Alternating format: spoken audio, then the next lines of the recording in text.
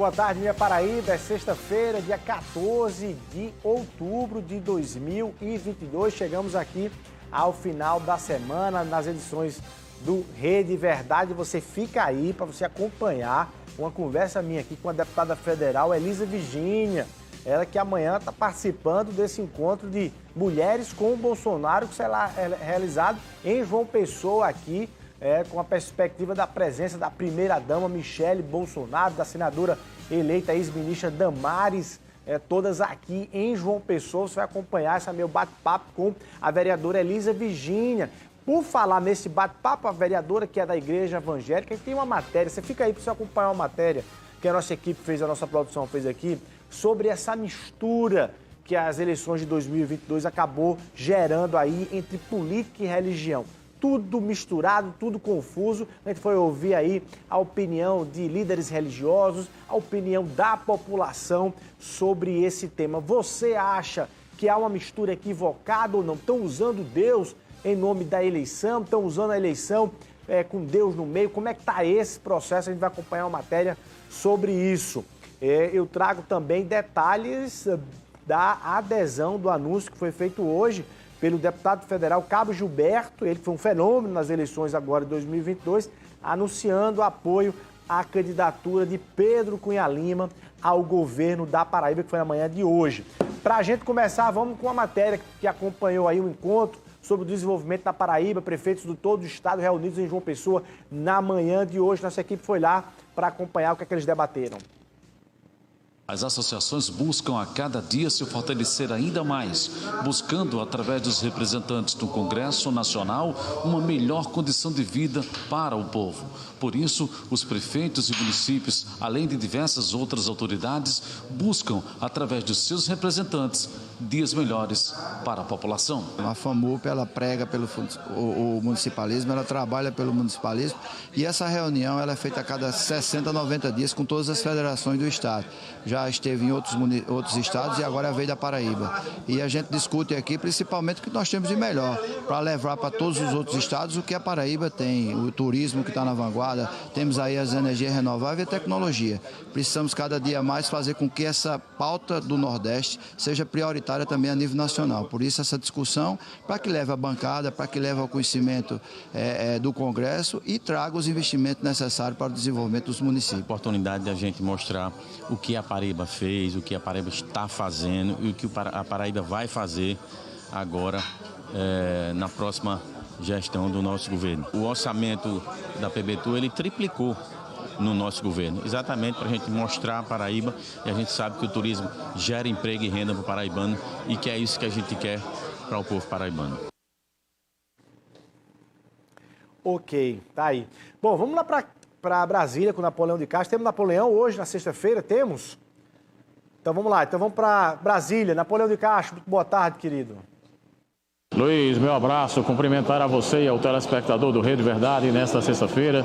A gente volta de Brasília, corredor das comissões da Câmara Federal, nessa sexta para a gente fechar a nossa semana de cobertura aqui direto da capital brasileira. E nesta sexta-feira de notícias, nossa reportagem em Brasília destaca a mobilização da Confederação Nacional de Municípios, que está convocando os prefeitos de todo o país para a próxima terça-feira, numa manifestação dos chefes de executivos municipais que vai ocorrer aqui em Brasília. Faltando poucos meses para o término da atual legislatura do Congresso Nacional, a Confederação Nacional de Município convocando os gestores e reforçando o pedido de apoio como forma de intensificar as articulações com deputados e senadores e avançar em pautas fundamentais para a gestão dos municípios. A mobilização dos prefeitos vai ocorrer na próxima terça-feira, dia 18, na sede da Confederação Nacional de Municípios, aqui em Brasília. A luta pela aprovação de mais repasses do Fundo de Participação dos Municípios através da PEC 122 de 2015, tramitando no Congresso Nacional. A programação prevê ainda ações no Congresso diretamente com os deputados e senadores. A pauta de mobilização terá todo o dia da próxima terça-feira e a Confederação espera a presença de mais de 1.500 prefeitos aqui na capital federal. As informações de Brasília, do Congresso Nacional, exclusivo para o Rede Verdade, Napoleão de Castro.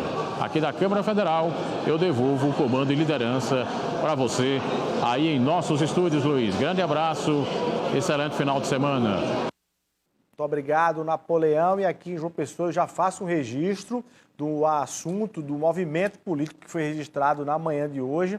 Eu estou falando da entrevista coletiva concedida aí, a partir conduzida pelo deputado federal eleito Cabo Gilberto, que na manhã de hoje oficialmente anunciou o apoio à candidatura de Pedro Cunha Lima ao governo do estado. O deputado Cabo Gilberto, está aí as imagens do evento hoje pela manhã, já no final da manhã, em que Cabo Gilberto, diferentemente do PL, partido dele, deputado Wellington Roberto, diferentemente, ele não quis ficar na neutralidade na disputa ao governo do estado. Anunciou apoio a Pedro Cunha Lima. Também diferentemente da posição do apresentador e comunicador Nilvan Ferreira, que disputou o governo do estado e no segundo turno disse que não iria entrar nessa disputa ao governo, porque segundo ele não entraria para apoiar ninguém que não vestisse a camisa do presidente Jair Bolsonaro. Você está vendo aí na imagem, Pedro Cunha Lima, só com o número do voto para governador, sem manifestação para presidente da República. Nessa coletiva aí estavam presentes outras lideranças mais ligadas ao campo bolsonarista. Você está vendo o vereador Carlão ali, do BEM. Você está vendo também o deputado estadual reeleito Valber Virgulino, que estiveram aí presentes, dando aí apoio, endossando a posição do Cabo Gilberto, um dos mais votados para deputado federal. Nilvan falou, logo depois desse evento, disse que não muda a posição dele, ainda continua com posição de neutralidade, porque só entende o apoio de quem vota completamente no presidente Jair Bolsonaro, tá? Bom, e por falar nisso, quem está aqui comigo do lado já é ela, vereadora em João Pessoa eleita, deputada exercendo a interinidade do mandato de deputada federal lá em Brasília. Eu estou falando de Elisa Virgínia, você conhece, está sempre aqui com a gente trazendo as novidades e hoje ela está trazendo uma novidade para amanhã, inclusive. Deputada, muito boa tarde, seja muito bem-vinda aqui no Rede Verdade. Boa tarde, Luiz. Eu que agradeço por estar aqui, né? E boa tarde a todo o público aí que vocês, como você disse, né? É aqui o point da política. Boa demais. Bom, vamos lá. Você está com uma camiseta, inclusive, aí. Tem um evento amanhã em João Pessoa. Atenção, você que está acompanhando o Rede Verdade. Mulheres com Bolsonaro, é isso? Isso. Quem vem para esse evento, qual é o propósito, qual é a proposta desse evento? Quem quiser participar, como é que faz para ir? Como é? Vai ser o encontro das mulheres em defesa da vida e da família, com a presença de quem, gente? De Michele Bolsonaro, nossa primeira-dama. A primeira-dama vem, está confirmada? Confirmadíssima. Qual é o roteiro dela aqui em João Pessoa? Aqui é no Shopping Manaíra, né? No Manaíra Shopping, na Domus Hall, lá na casa de eventos, lá no 3º andar, eu acho, né? E ela vem juntamente com Damares Alves, nossa eterna ministra, que agora foi eleita senadora pelo Distrito Federal. Vem também Tereza Cristina, nossa ministra da Agricultura. Também eleita senadora no Mato Grosso. E Celena Leão, que foi eleita vice-governadora de Brasília, mas hoje ela está como liderando as mulheres de todo o Brasil do Congresso Nacional. Então são 4 mulheres de peso, 4 mulheres fortes, 4 mulheres verdadeiramente empoderadas que estarão aqui. E Michele, Luiz, ela tem sido aclamada em todas as cidades que ela tem ido. Ela está fazendo uma agenda, começou por Norte, agora está Nordeste. Hoje ela está em Fortaleza, amanhã pela manhã estará em Natal, logo cedo numa motociata feminina, primeira motociata feminina, né? Estará aqui às 10h30, só que, gente, vocês têm que chegar antes, viu? Porque senão vocês vão perder o evento. Tem que chegar a partir das 9h30. A entrada é gratuita, lá na franca, não tem inscrição, né? Estamos esperando uma expectativa de um grande público, já tem muitos ônibus, né, em caravana para cá, tem de Sapé, tem de Bahia, tem de Cabedelo, tem aqui de João Pessoa mesmo, muita gente está querendo vir e podem vir, gente. Vista com sua camisa verde e amarela e chegue lá. 9h30 da manhã, os portões estarão abertos, vai ter, logicamente, uma revista, né? Ninguém pode ir com material cortante, com alguma coisa que possa machucar alguém. A segurança é rígida, é rigorosa. E todos lá estaremos para celebrar. Vai ser um grande momento. Homem não pode ir, só mulher. Gente, é o seguinte, a gente não tem essa restrição completa. Logicamente que o protagonismo é das mulheres.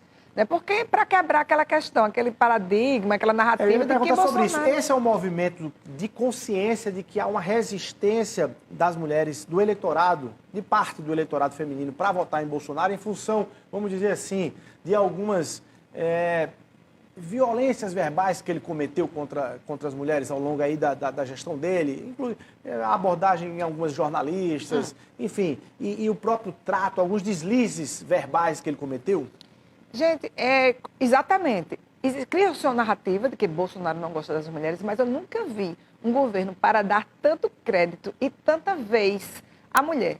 Para você ver, qual foi o governante brasileiro, o presidente brasileiro que deu a sua primeira fala como presidente para uma mulher? Michele Bolsonaro, que fez o primeiro discurso da presidência da República, depois dele empossado, depois dele receber a faixa. E mais, fez em Libras, coisa mais linda. Ele deu a prioridade para surdos e para sua esposa. Ou seja, dali já se viu que Michele Bolsonaro ia ser uma primeira-dama diferenciada. Então, eu não entendo como é. Agora, a gente não viu nenhuma feminista comentando, nenhuma feminista batendo palma.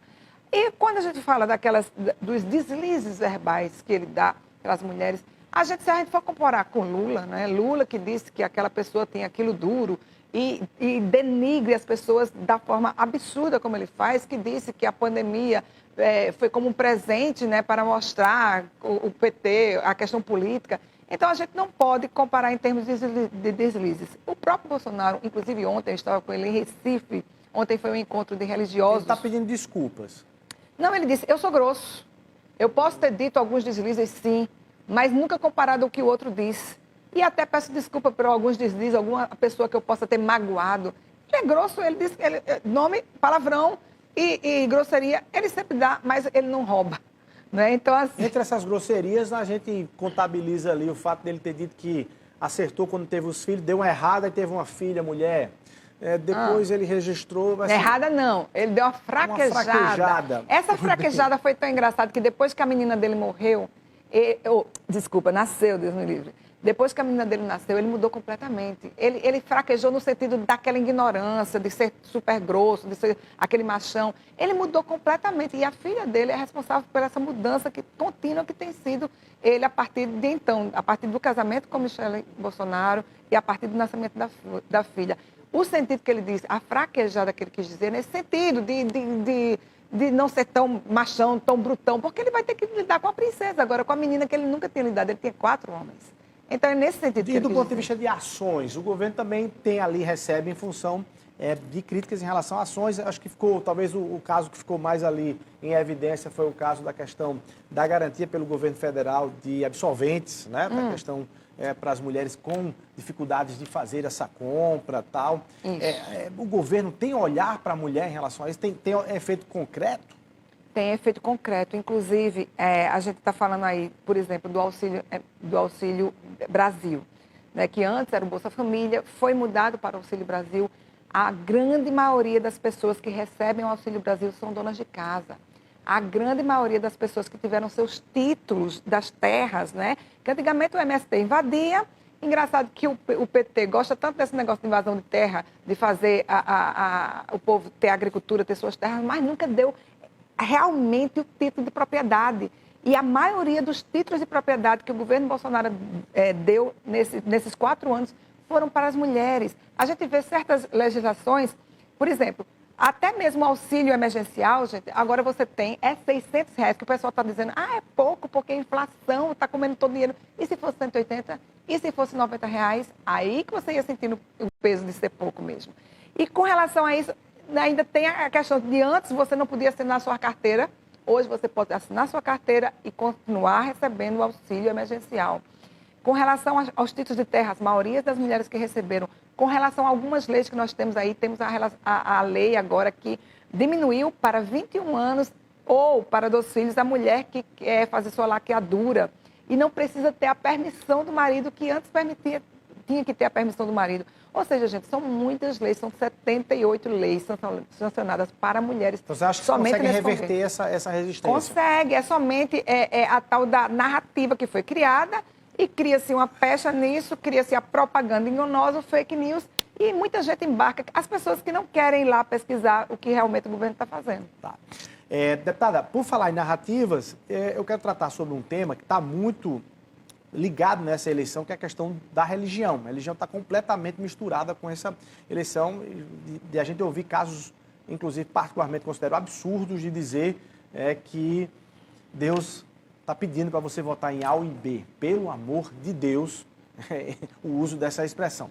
A senhora compactua com isso, deputada? Como é que é a sua leitura em relação a isso? Antes, quero lhe convidar para acompanhar uma matéria que a gente fez sobre isso, sobre a influência do uso da religião com política nesse momento, e a gente volta a bater nesse assunto, porque eu quero falar sobre política local aqui na Paraíba também. Vamos lá, no ar aqui para a gente acompanhar política e religião.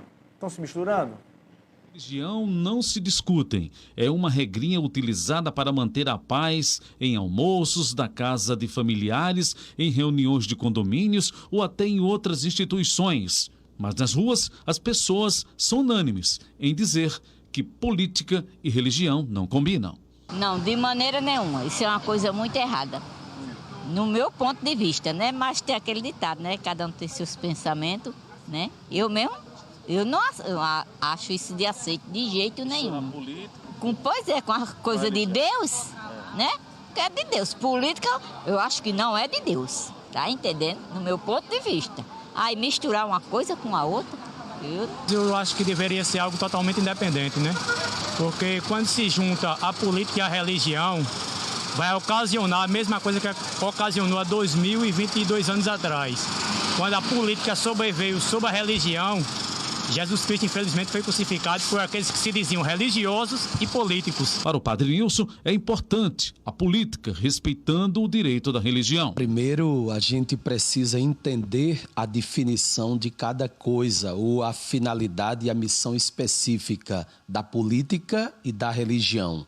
Política é a arte de governar. Religião tem como finalidade e missão que é religar o homem a Deus ou ligar o homem a Deus. Então, é possível sim a gente conviver com uma boa relação entre religião e política, sim, quando cada um exerce com especificidade a sua missão. Os locais são parecidos. Padres e pastores utilizam este espaço para a palavra de Deus ser utilizada e ecoar na voz daqueles que precisam.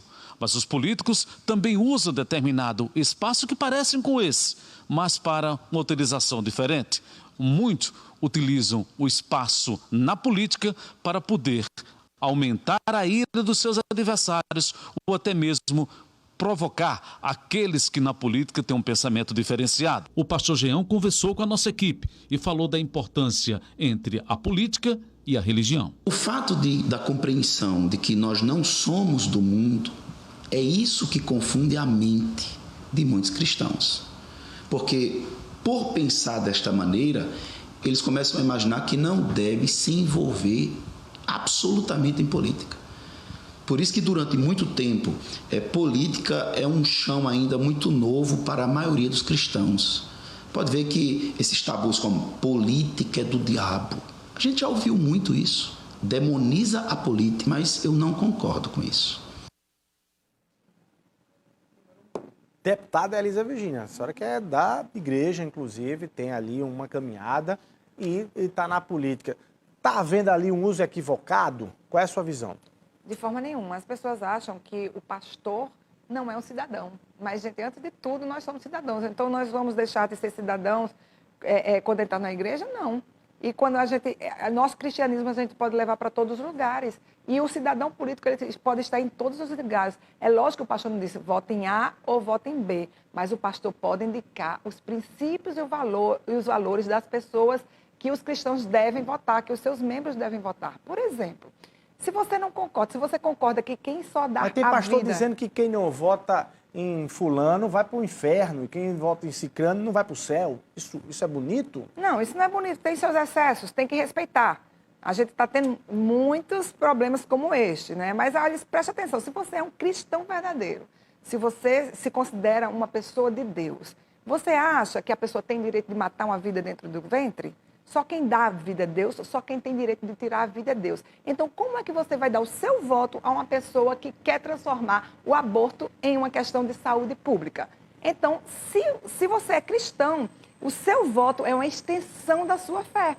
Então, você não pode. Se você acha e que respeita a propriedade, como tem na Bíblia, respeito das propriedades, o trabalhador é digno do seu salário, como é que você vai votar numa pessoa que é a favor da invasão de terras? Mas, deputada, um cristão também poderia fazer a mesma pergunta e dizer assim, concordo, dizer realmente, não dá para votar nesses princípios não, mas também não dá para votar em quem debocha e não tem respeito com a vida humana durante uma pandemia, ou quem ofende a deficiência física de alguém que só tem 9 dedos, num país cheio de pessoas com deficiência física, também me parece não muito cristão. Se alguém questionar dessa forma. A deficiência, eu acho que foi essa daí, pelo menos eu não confio muito. Eu acho que a pessoa foi lá e quis se aposentar, né? Mas, no caso da pandemia, as pessoas vinham falando que ele imitou uma pessoa sem ar. Gente, vocês já viram o vídeo todo? Quando o Bolsonaro fez aquela imitação, ele estava brigando com o ministro que ele demitiu, que ele exonerou, porque ele dizia, ele só quer que a pessoa vá no hospital só quando estiver morrendo, e fez aquela imitação. Ele não estava imitando, debochando, ele estava criticando e ele estava indignado, porque o ministro, então, da saúde dele estava querendo que as pessoas só procurassem um hospital quando estivessem morrendo e passando mal sem ar. Então, os fake news da esquerda, do PT, do PSOL, do PCdoB, pegaram só aquela parte e disseram que ele estava imitando. Então, gente, vá na fonte, veja o vídeo todo e veja o que realmente o Bolsonaro estava fazendo. Então, ele não estava imitando ninguém, ele não estava debochando de ninguém. E muito pior é você, por exemplo, nós no dia da eleição, nós não queremos uma salva de palmas, uma explosão de alegria nos presídios. Como em 90% nos presídios, 90% de todos os votos foram de quem? Da esquerda. Nós queremos, sabe, uma salva de palmas, uma explosão de vibração nas igrejas. Não está cheio de pastor nos presídios, não?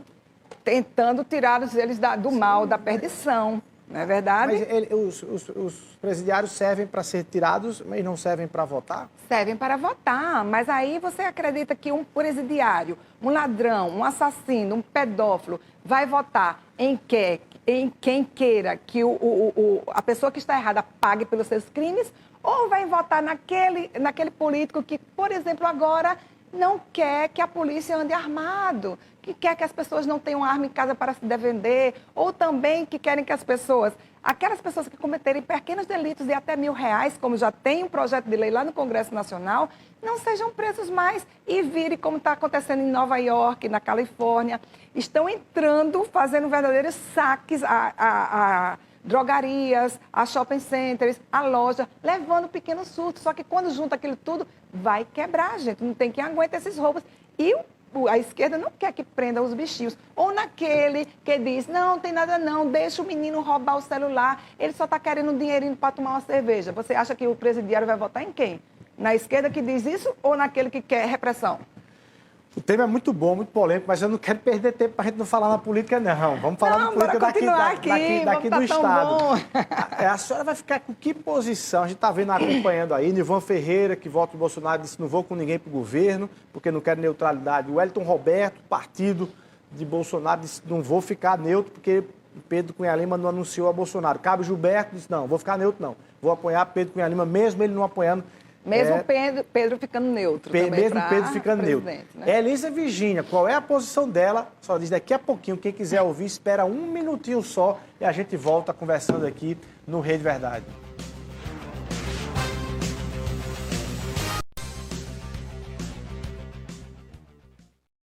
No programa Saúde